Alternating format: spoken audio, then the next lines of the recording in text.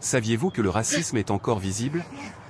Un vendredi après-midi ordinaire, Sophia Johnson, 16 ans, rentrait de l'école à pied dans son quartier majoritairement blanc lorsqu'une voiture de police s'est arrêtée dans un crissement de pneus à côté d'elle. L'agent Derek Wan, connu localement pour son attitude impitoyable, en est sorti, son uniforme impeccable et son regard hostile. « Où crois-tu aller, espèce de salope noire ?» a-t-il grogné en attrapant son sac à dos avant qu'elle ne puisse réagir. Sophia tenta d'expliquer qu'elle rentrait simplement chez elle, mais les préjugés de Derek étouffèrent ses paroles.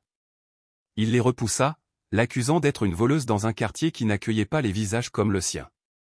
Alors qu'elle tentait de récupérer ses livres, il déchaîna un torrent de violence, frappant la jeune fille effrayée à plusieurs reprises jusqu'à ce qu'elle s'effondre dans le caniveau, inconsciente.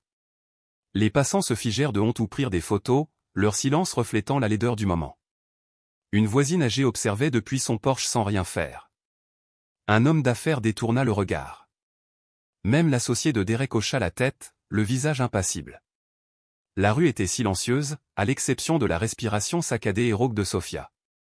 Pendant ce temps, la panique s'emparait d'Angela, la mère de Sophia, lorsque sa fille n'était jamais rentrée à la maison. Elle composa le numéro de Sophia des dizaines de fois avant que son cœur, pris de panique, ne lui dise que quelque chose n'allait pas. De retour sur les lieux, Angela trouva le corps inerte de sa fille sur le trottoir, sous les néons. Derek se tenait au-dessus d'elle tel un conquérant, sans rien offrir à sa victime. Les sanglots d'Angela traversèrent la nuit tandis qu'elle berçait la tête de Sophia sur ses genoux. « Que as-tu fait à mon bébé ?» s'écria-t-elle. Derek esquissa un sourire narquois, balayant ses supplications d'un signe de la main. « Rentrez chez vous, ma belle. » « Voilà ce qui arrive quand on laisse les gens de son espèce errer librement, cracha-t-il. Des murmures se répandirent parmi les spectateurs. Certains reprochaient à Sophia de ne pas savoir où elle est, d'autres murmuraient que les Johnson n'auraient jamais dû emménager dans le quartier. Personne ne prodigua les premiers soins, personne n'appela de renfort. Seul le hurlement lointain des sirènes arriva trop tard pour sauver Sophia de la brutale leçon qu'elle venait d'apprendre. Mais Angela refusait de laisser la souffrance de sa fille sans réponse. Dans ce moment de profonde injustice, quelque chose en elle s'est transformé en une détermination. Sophia savait que ceux qui commettaient la haine en paieraient le prix. Et dans les jours qui ont suivi, cette promesse farouche a enflammé une communauté qui refusait de détourner le regard car la vérité est que le racisme n'est pas une relique confinée aux livres d'histoire, mais une tâche vivante que nous devons tous affronter. Ses mains tremblaient tandis qu'elle caressait le visage meurtri de sa fille, tandis que des larmes d'impuissance coulaient sans fin. « Mon bébé. Qu'est-ce qu'ils t'ont fait? Mon Dieu, réveille-toi. S'il te plaît, réveille-toi, Sophia. » L'agent Derek Wan, observant la scène avec un mépris à peine voilé, ricana et s'avança. Il se pencha vers la mère et, la voix emplie de cruauté, murmura. « On ne vous a pas appris, à vous, les habitants de votre quartier crasseux, à ne pas venir là où vous n'êtes pas à votre place? Voilà ce qui arrive quand on ne connaît pas sa place. Maintenant, emmène ta dégoûtante fille noire et fiche le camp. Tu fais une scène pitoyable. » La mère se retourna lentement, le visage crispé par le chagrin et la fureur. Sa voix se brisa de rage. « Pathétique? Ce qui est pathétique, c'est que tu aies battu ma fille pour rien. Tu es un lâche. Elle ne t'a rien fait. » L'officier Wan sourit intérieurement, puis se pencha à nouveau, plus froid qu'avant. « Écoute-moi, femme noire. Vous n'apprenez jamais rien. Vous vous croyez spécial, mais vous êtes des ordures. Et c'est comme ça qu'on traite les ordures. » Les voisins observaient en silence. Certains hochaient la tête, lâches et complices. Personne n'intervenait. Personne ne défendait la mère brisée qui berçait son enfant inconscient. La femme se mit à sangloter plus fort. Elle était forte, habituée à affronter des épreuves inimaginables, mais cela? Voir son enfant battu, humilié, entendre des mots empreints de pure haine? Cela lui brisait l'âme. L'impuissance la dévorait de l'intérieur. C'était une torture. Elle essaya de se relever, de faire face à nouveau à l'officier, mais le poids de son chagrin était trop lourd. Elle s'accrocha plus fort à Sophia, désespérée, comme si le monde s'écroulait autour d'elle. « À l'aide, s'il vous plaît. À l'aide, ma fille, » hurla-t-elle d'une voix rauque, suppliant la foule indifférente. Wan, agacé, fit signe à ses collègues. « Sortez ces salopes noires d'ici. Ça suffit, ce cirque. Si elles veulent pleurer, qu'elles le fassent dans leur ghetto. Alors que les autres policiers s'avançaient, saisissant brutalement les bras de la mère pour tenter de l'éloigner, elle se débattait de toutes ses forces. Ne la touche pas. N'ose même pas la toucher. Ce n'est qu'une enfant. Mon Dieu, personne ne voit que ce n'est qu'une enfant? Mais personne n'a écouté. Personne ne semblait saisir la profondeur de la douleur d'une mère qui regardait la vie quitter le corps de sa fille victime d'un racisme brutal, en plein jour, confrontée à un silence paralysant. Pourtant, au milieu du désespoir, cette mère était sur le point de montrer au monde une vérité à laquelle aucun d'entre eux n'était prêt. Derrière chaque larme, il y avait une force que personne n'avait imaginée. À travers le chaos, la douleur insupportable, elle puisa au plus profond d'elle-même et composa d'une voix tremblante le numéro d'urgence. Serrant sa fille contre elle, elle cria dans le téléphone. « S'il vous plaît, j'ai besoin d'une ambulance, tout de suite. Ma fille a été battue, violemment. Elle est inconsciente. S'il vous plaît, dépêchez-vous. Je ne sais pas combien de temps elle va tenir. » Tandis qu'elle implorait de l'aide, l'agent Derek Wan se tenait à proximité, l'écoutant avec une irritation manifeste. Son visage ne trahissait pas une once de regret. Au contraire, il semblait satisfait. Il observait avec arrogance la mère désespérée s'accrocher au corps fragile de sa fille. L'un de ses collègues, visiblement mal à l'aise, se pencha et murmura. « Derek, peut-être que tu es allé trop loin. » Wan se retourna immédiatement, provocateur, avec un sourire cruel.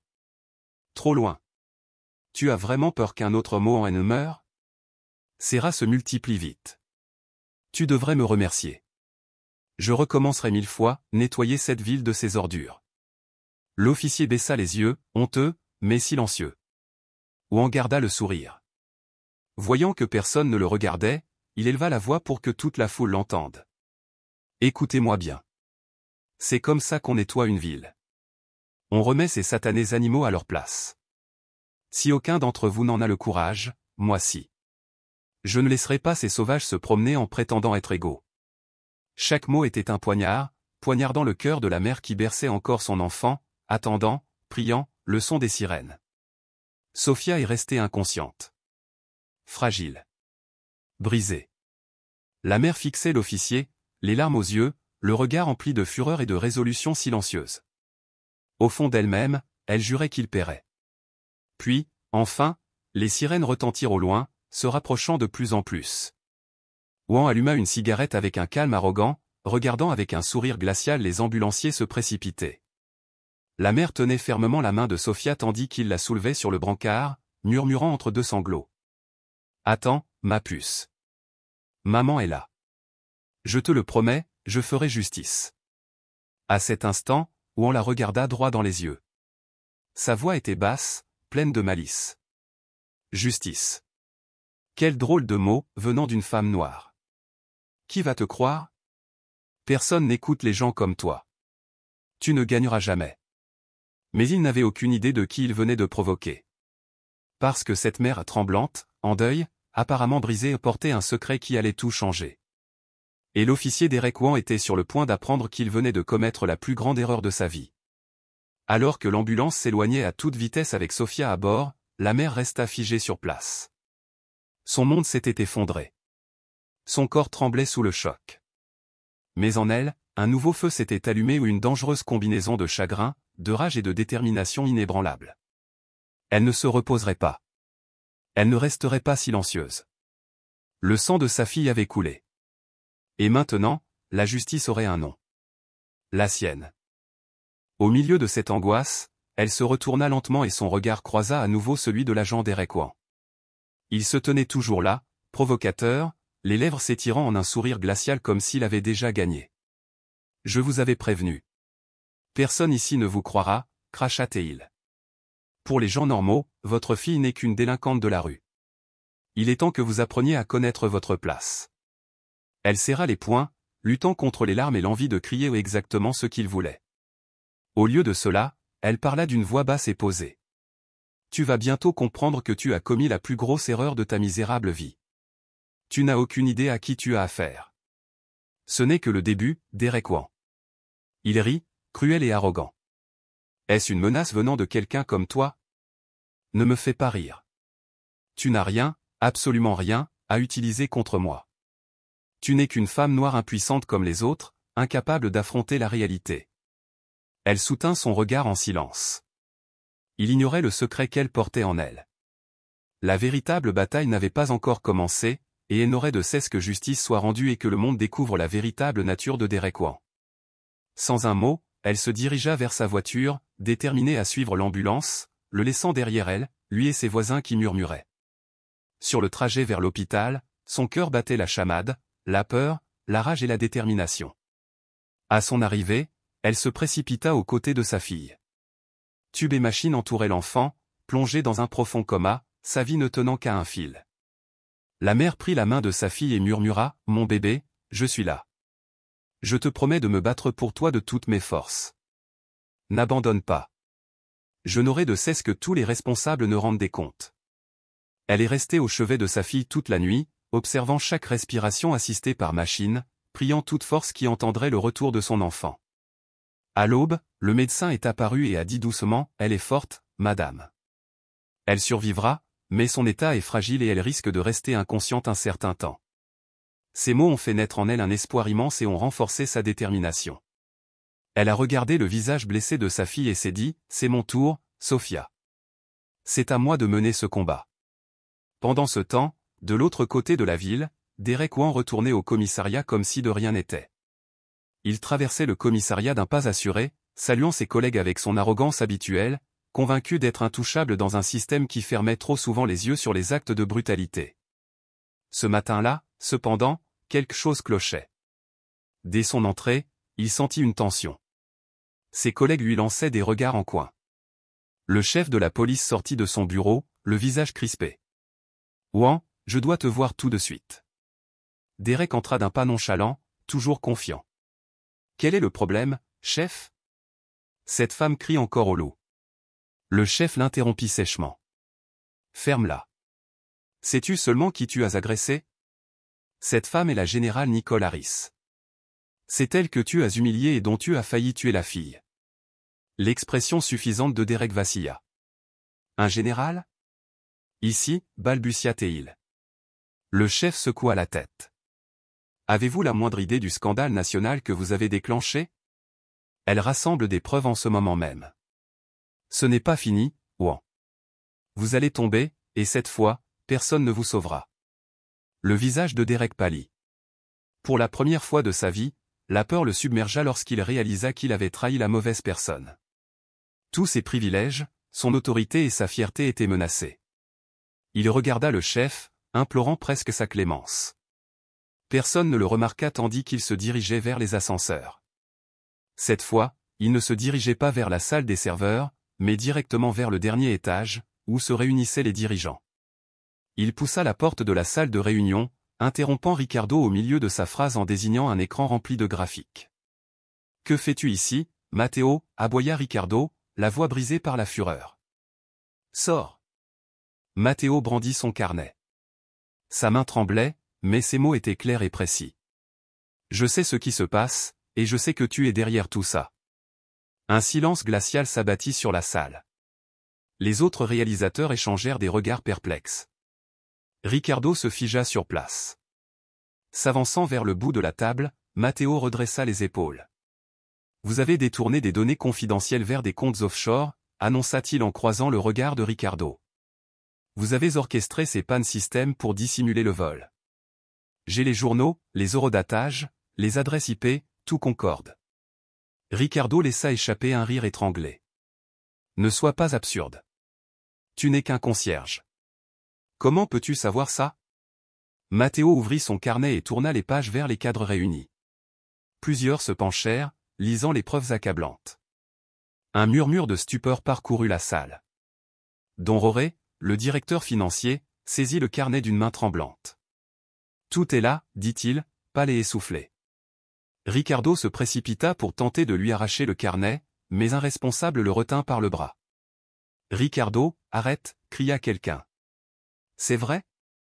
Réponds-nous. » Ricardo bégayait, la sueur perlant sur son front tandis que le cercle des dirigeants se refermait.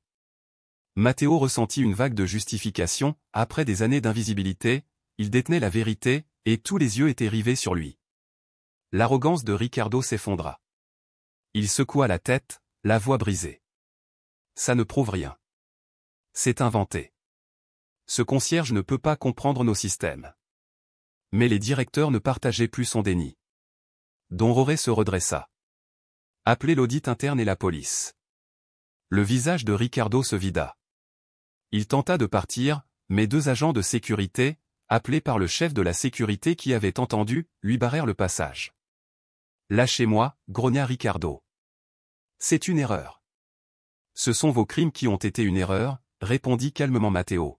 « Je faisais juste mon travail, mais je regardais aussi. » Le silence s'abattit sur la salle de réunion. Puis Don Roré prit la parole. « Ricardo Gomez, vous êtes licencié. Remettez-moi votre badge et votre arme. » Les protestations de Ricardo sont restées lettres mortes. Déchu de son rang et de son autorité, il a quitté le bâtiment en disgrâce, sous le regard froid de ses anciens collègues. La nouvelle fit le tour de Tech Solutions à une vitesse fulgurante. En quelques heures, les plateformes numériques relayaient toute la même histoire, la chute brutale du directeur, impliqué dans un scandale de détournement de fonds s'élevant à plusieurs millions.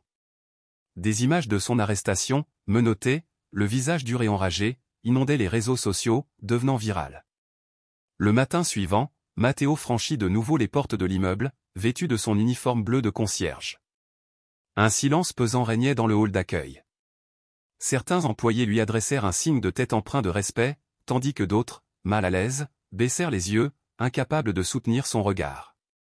Laura, la réceptionniste, s'avança avec un sourire hésitant. « Tu es revenu » dit-elle à voix basse. « Je croyais que tu ne remettrais jamais les pieds ici. » Matteo lui rendit un sourire discret. « Il restait encore un peu de nettoyage à faire » répondit-il simplement. Plus tard dans la matinée, il fut convoqué à la salle de conférence. Don Roré, entouré des membres du comité de direction, l'attendait. Matteo entra en silence, tenant sa casquette entre ses mains. « Matteo, commença Don Roré, ce que tu as mis au jour aurait pu anéantir cette entreprise. Grâce à toi, des centaines de personnes gardent leur emploi. Tu n'as pas seulement protégé une structure, tu as protégé des familles. » Matteo gardait les yeux rivés au sol.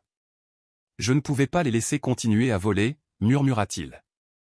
Don Roré hocha la tête.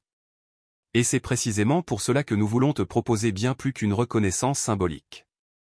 Nous souhaiterions que tu intègres officiellement notre service de cybersécurité. Tu recevras une formation complète, un salaire digne et surtout, le respect que tu as amplement mérité. » Matteo sentit son cœur s'accélérer. « Et si je n'étais pas à la hauteur » demanda-t-il, inquiet. Don Roré lui répondit avec assurance. « Tu apprendras. Tu possèdes déjà ce qu'on ne peut pas enseigner, l'honnêteté, l'intuition, le courage. » Quelques minutes plus tard, Matteo tenait dans ses mains son nouveau badge d'identification. Analyste junior en sécurité informatique. Il ressortit dans le hall principal, où les collègues qui l'avaient auparavant ignoré vinrent le féliciter chaleureusement. Laura le serra brièvement dans ses bras. « Je suis tellement fière de toi, dit-elle, émue aux larmes. » Matteo leva les yeux vers le grand écran suspendu au plafond. Là où clignotaient autrefois des signaux d'alerte, les courbes des indicateurs montraient maintenant une progression régulière et stable.